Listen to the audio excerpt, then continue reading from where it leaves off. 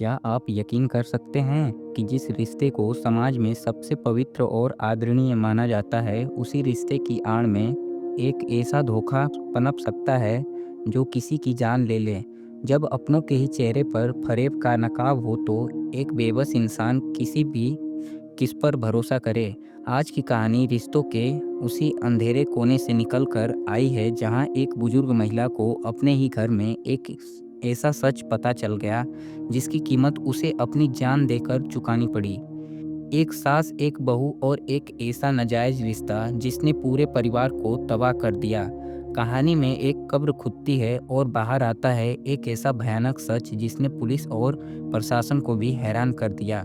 अगर आप जानना चाहते हैं कि उस रात बंद दरवाजे के पीछे असल में क्या हुआ था, क्या साधारण सी रोटी मौत का कारण बन गई, तो इस कहानी में हमारे साथ अंत तक बने रहें। और अगर आप इस चैनल पर पहली बार आए हैं तो इस चैनल को सब्सक्राइब जरूर करें ताकि ऐसी ही सच्ची कहानियां आप तक पहुंचती रहें। यह खौफनाक घटना कोई बहुत पुरानी नहीं बल्कि हाल ही में 5 अप्रैल 2026 की है। उत्तर प्रदेश की राजधानी लखनऊ, जहां तहजीब और पुरानी इमारतें दूर दूर तक मशहूर हैं, उसी लखनऊ के काकोरी थाना क्षेत्र के मुहान रोड पर बसा है एक गांव जिसका नाम है इब्राहिमगंज। यह गांव देखने में किसी भी अन्य भारतीय गांव की तरह शांत और साधारण लगता है।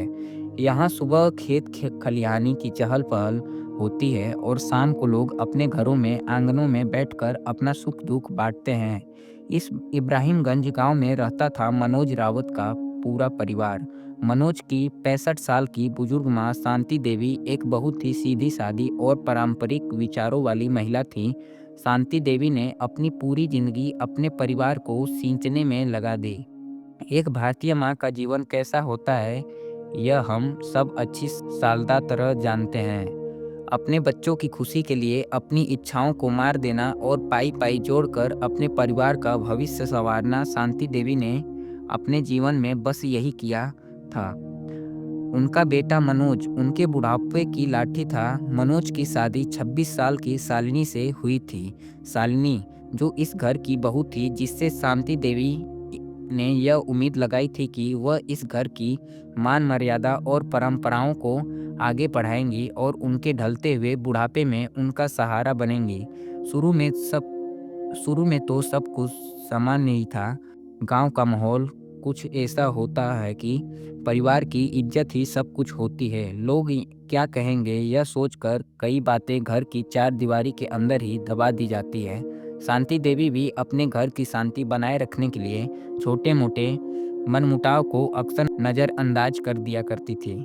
लेकिन उस बेचारी बुजुर्ग माँ को इस बात का बिल्कुल भी अंदाजा नहीं था कि जिस बहू को वह अपने घर की लक्ष्मी मानती है, उसी के मन में कोई औरत और ही भयानक खिचड़ी पक रही है। इस परिवार की शांति भरी कहानी में एक और किरदार की एंट्री होती है जिसका नाम है करण। करण की उम्र करीब 20 से 24 साल के बीच रही होगी और वह शालिनी का सगा या चचेरा भांजा लगता था, जो उन्नाव जिले के ओरास इलाके का रहने वाला था। बताया जाता है कि करण रोजगार के सिलसिले में इराक गया हुआ था और हाल ही में वह इराक से वापस लौटा था। इराक से लौटने के बाद उसका अपनी मामी शालिनी के घर यानी इब्राहिमगंज में आना जाना काफ़ी ज़्यादा बढ़ गया था। हमारे भारतीय समाज में मामी और भांजे का रिश्ता बहुत ही पवित्र माना जाता है। यह एक ऐसा रिश्ता है जिसमें एक माँ जैसा स्नेह, प्यार और भरपूर सम्मान होता है। शुरुआत में किसी ने भी करण के आने जाने पर ज़्यादा ध्यान नहीं दिया। मनोज अपने काम धंधे में व्यस्त रहता था और शांति देवी घर के कामों में उलझी रहती थी। लेकिन धीरे धीरे शालिनी और करण के बीच की नज़दीकियाँ एक अलग ही रूप लेने लगी थी। वह रिश्ता जो समाज की नज़रों में एक बेहद पवित्र रिश्ते का प्रतीक था, अब एक नाजायज प्रेम संबंध में बदल चुका था। दोनों के बीच बंद कमरों में इशारे होने लगे और घंटों बातें चलने लगी। गांव के माहौल में ऐसी बातें ज़्यादा दिनों तक छुपती नहीं हैं, लेकिन कोई भी खुलकर बोलने की हिम्मत नहीं कर रहा था। शालिनी को लगता था कि उसकी यह चालाकी कभी किसी के सामने ही नहीं आ पाएगी। लेकिन एक माँ की नज़रें बहुत तेज होती हैं। शांति देवी ने शालिनी के बदलते हुए हाव भाव और उसके व्यवहार को भांप लिया था। जब भी करण घर आता था तो शालिनी का बर्ताव अचानक से बदल जाता था। शांति देवी ने अपनी बहू और करण के बीच कुछ ऐसा देख लिया था या महसूस कर लिया था जिसने उनके पैरों तले जमीन खिसका दी। एक पारंपरिक सास होने के नाते यह बात उनके लिए किसी बड़े सदमे से कम नहीं थी कि उनके ही घर में उनके बेटे के पीठ पीछे इतना बड़ा धोखा और इतना बड़ा पाप हो रहा है। शांति देवी ने इसका कड़ा विरोध किया। उन्होंने शालिनी को अकेले में समझाने की बहुत कोशिश की, उसे डांटा और परिवार की इज्जत का हवाला भी दिया।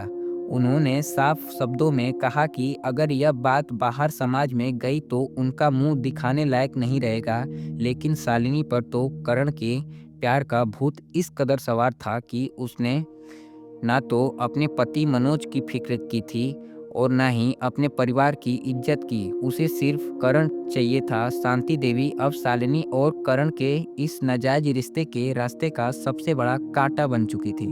शालिनी यह बात बहुत अच्छी तरह से जानती थी कि जब तक उसकी सांस शांति देवी जिंदा है, वह कभी भी करण के साथ अपनी जिंदगी खुलकर नहीं जी पाएगी। और उसे यह डर भी सताने लगा था कि अगर शांति देवी ने मनोज को सारी बात और सारी सच्चाई बता दी तो मनोज शालिनी को घर से निकाल देगा। अपनी झूठी इज्जत और अपने नाजायज रिश्ते को बचाने के लिए शालिनी को एक खौफनाक साजिश रचना पड़ा। उसने फैसला किया कि वह अपनी सास को हमेशा के लिए अपने रास्ते से हटा देगी। उसने प्रेमी और भांजे करण के साथ मिलकर एक प्लान बनाया। हत्या का यह प्लान कोई अचानक गुस्से में लिया गया फैसला नहीं था, बल्कि बहुत ही ठंडे दिमाग से रची गई एक खौफनाक साजिश थी। घटना से करीब 10 दिन पहले शालिनी ने अपनी सास को मारने की पहली कोशिश की थी। उसने बहुत ही चालाकी से शांति देवी की चाय में जहर मिला दिया था। शालिनी ने वह जहर वाली चाय शांति देवी को पीने के लिए दी। शांति देवी को चाय के स्वाद में कुछ अजीब लग गया, या शायद उस दिन उनकी किस्मत उनके साथ थी कि उन्होंने वह चाय पूरी नहीं पी और आधी ही छोड़ दी। उस दिन तो शांति देवी बाल बाल बच गई, लेकिन शालिनी के काले इरादे नहीं बदले थे। वह किसी भी हाल में अपनी सास को मारना चाहती थी। पहली कोशिश के नाकाम होने के बाद शालिनी और करण ने अपने प्लान को और भी ज़्यादा पक्का किया। अब हम आते हैं 5 अप्रैल 2026 के उस मनहूस दिन पर। इब्राहिमगंज गांव में सूरज ढल चुका था और रात का अंधेरा पूरी तरह से छाने लगा था। घरों से रात के खाने की महक आ रही थी और शांति देवी के घर में भी खाना बन रहा था। यह वह समय होता है जब पूरा परिवार एक साथ बैठकर दिन भर की बातें करता है, लेकिन शालिनी के दिमाग में कुछ और ही चल रहा था। उसने उस रात रोटियां बनाई और एक छोटी रोटी में भारी मात्रा में कीटनाशक दवा मिला दी। वही जहरीला पेस्टिसाइड जो खेतों में फसलों को कीड़ों से बचाने के लिए इस्तेमाल किया जाता है। शालिनी ने बहुत ही साधारण और सात्विक तरीके से वह जहरीली रोटी अपनी सास शांति देवी की थाली में परोस दी। शांति देवी को जरा भी शक नहीं हुआ कि उनके बुढ़ापे का सहारा उनका अपना परिवार उन्हें मौत परोस रहा है। उन्होंने बिना कुछ सोचे वह रोटी खा ली। खाना खाने के कुछ देर बाद ही शांति देवी की तबीयत बिगड़ने लगी। उन्हें भयंकर उल्टियां होने लगी। उनके पेट में तेज दर्द उठने लगा। मनोज घबरा गया। उसने आनन फानन में अपनी माँ को संभाला। गांव में मेडिकल की सुविधा उतनी अच्छी नहीं होती। मनोज अपनी माँ की जान बचाने के लिए उन्हें पास के ही एक क्लिनिक या अस्पताल ले जाने के लिए भागा। शांति देवी तड़प रही थी। उनका शरीर जहर के असर से बुरी तरह टूट रहा था और अस्पताल पहुंचने से पहले ही या वहां पहुंचते ही शांति देवी ने हमेशा के लिए दम तोड़ दिया। शालिनी का खौफनाक प्लान कामयाब हो गया था। रास्ते का कांटा हमेशा के लिए हट चुका था। शांति देवी की अचानक मौत से परिवार में कोहराम मच गया। शालिनी ने एक आदर्श और संस्कारिक बहू की तरह रोने धोने का भारी नाटक शुरू कर दिया। उसके नकली आंसू देखकर किसी को भी उस पर जरा सा भी शक नहीं हुआ। गांव के लोगों और रिश्तेदारों को लगा कि शायद बुढ़ापे और किसी अचानक आई बीमारी की वजह से शांति देवी का दिल का दौरा पड़ने से निधन हो गया है। गांव के माहौल में आमतौर पर लोग बिना किसी पुख्ता शक के पुलिस के पचड़े में नहीं पड़ना चाहते। इसलिए अगले ही दिन 6 अप्रैल 2026 को शांति देवी का पूरे रीति रिवाज के साथ अंतिम संस्कार कर दिया गया। और उनके शव को दफना दिया गया। शालिनी और करण को लगा कि उन्होंने एक परफेक्ट मर्डर किया है और अब उनका यह काला राज उस कब्र में शांति देवी के साथ हमेशा के लिए दफन हो गया है। लेकिन कहते हैं ना कि पाप कभी छुपता नहीं है, वह अपना निशान कहीं न कहीं छोड़ ही जाता है। शांति देवी के अंतिम संस्कार के बाद घर में मातम का माहौल था, लेकिन मनोज के दिमाग में अपनी माँ की अचानक हुई मौत को लेकर कई तरह के सवाल घूम रहे थे।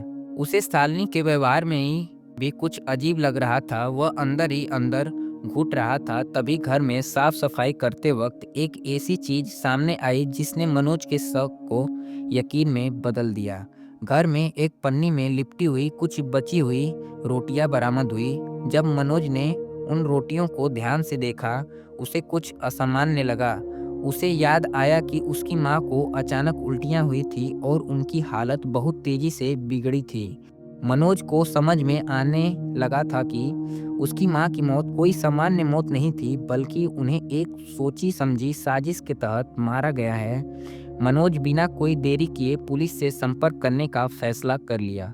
मनोज सीधे काकोरी थाने पहुंचा और उनके अपनी ही पत्नी शालिनी उसे भांजे करण के खिलाफ तहरीर दी।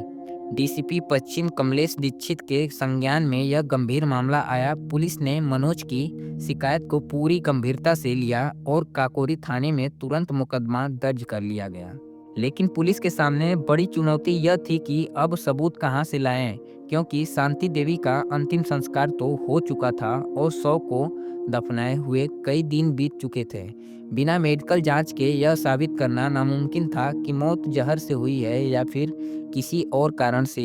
इसलिए पुलिस और प्रशासन ने एक बड़ा और कड़ा कदम उठाया। घटना के कुछ ही दिन बाद लगभग 10 या 11 अप्रैल के आसपास मजिस्ट्रेट और प्रशासन की विशेष अनुमति ली गई। पुलिस की एक बड़ी टीम इब्राहिमगंज गांव के उस जगह पर पहुंची जहां शांति देवी को दफनाया गया था। पूरे गांव में सनसनी फैल गई कि लोग भारी संख्या में इकट्ठा हो गए। यह एक बहुत ही दिल दहला देने वाला दृश्य था, जहां एक बेटे को अपनी ही मां की कब्र को अपनी आंखों के सामने दोबारा खुदवाते हुए देखना पड़ रहा था। पुलिस और प्रशासन की मौजूदगी में कब्र खोदी गई और शांति देवी के शव को बाहर निकाला गया। शव को तुरंत पोस्टमार्टम के लिए भेज दिया गया ताकि मौत के असली कारणों का पता चल सके। फॉरेंसिक जांच के लिए शांति देवी के शरीर के अंदरूनी अंग यानी विसरा को सुरक्षित रख दिया गया ताकि जहर की पुष्टि की जा सके। उधर पुलिस ने उस पन्नी में लिपटी बची हुई रोटियों को भी अपने कब्जे में ले लिया और उन्हें भी जांच के लिए फॉरेंसिक लैब भेज दिया गया। जैसे ही कब्र से शव निकाला गया, शालिनी के चेहरे की रंगत उड़ गई। उसे समझ आ गया कि अब कानून के शिकंजे से बचने का कोई रास्ता नहीं बचा है। पुलिस ने शालिनी को तुरंत हिरासत में ले लिया और उससे सख्ती से पूछताछ शुरू की। पुलिस की कड़ी पूछताछ के सामने शालिनी ज्यादा देर तक टिक नहीं पाई और आखिर वह टूट गई। उसने पुलिस के सामने अपना जुर्म कबूल कर लिया। शालिनी का कबूलनामा बहुत ही रोंगटे खड़े करने वाला था। उसने पुलिस को बताया कि हाँ, मैंने ही अपनी सास को मारा है और यह सब मैंने अपने भांजे करण के कहने पर किया है। उसने पूरी साजिश का खुलासा किया कि कैसे चाय वाला प्लान फेल होने के बाद उसने रात के खाने में रोटी में कीटनाशक मिलाया था। उसने अपने और करण के नाजायज रिश्ते की बात भी पुलिस के सामने मान ली। पुलिस ने शालिनी को गिरफ्तार कर लिया है, जबकि उसका साथी और उसका प्रेमी करण, जो रिश्ते में उसका भांजा लगता था करण, वह मौका देखकर वहां से फरार हो गया। पुलिस की कई टीमें उसकी सरगर्मी से तलाश में जुटी हुई है और कुछ खबरों की माने तो पुलिस ने उस पर भी अपना शिकंजा कस लिया है। एक हंसता खेलता परिवार जो शांति देवी ने अपनी पूरी जिंदगी लगाकर बनाया था, वह एक ही पल में तबाह हो गया। मनोज ने एक ही दिन में अपनी मां को भी खो दिया और अपनी पत्नी का असली और खौफनाक चेहरा भी देख लिया। यह कहानी सिर्फ एक अपराध की कहानी नहीं है, बल्कि यह हमारे समाज के उस खोखलेपन को भी दर्शाती है जहां रिश्तों की मर्यादा और विश्वास का कत्ल हो रहा है। एक मां जो अपने घर को टूटने से बचाने की कोशिश कर रही थी, उसे उसी के घर में मौत की नींद सुला दिया गया। दोस्तों, इंसान अपने स्वार्थ और वासना में इतना अंधा कैसे हो सकता है कि वह अच्छे और बुरे का फर्क भी भूल जाए? आपको क्या लगता है कि हमारे समाज में बढ़ते हुए ऐसे अपराधों के पीछे सबसे बड़ी वजह क्या है? क्या हमारा सामाजिक ताना-बाना कमजोर हो रहा है या लोगों के अंदर से कानून और पुलिस का डर पूरी तरह से खत्म हो गया है? अपनी राय नीचे कमेंट बॉक्स में ज़रूर बताएं और हाँ, इस कहानी को अपने दोस्तों और परिवार के साथ शेयर करें ताकि लोग जागरूक हो सके, सतर्क रहें, सुरक्षित रहें। और इस चैनल को सब्सक्राइब नहीं किए हैं तो सब्सक्राइब जरूर कर लें। धन्यवाद।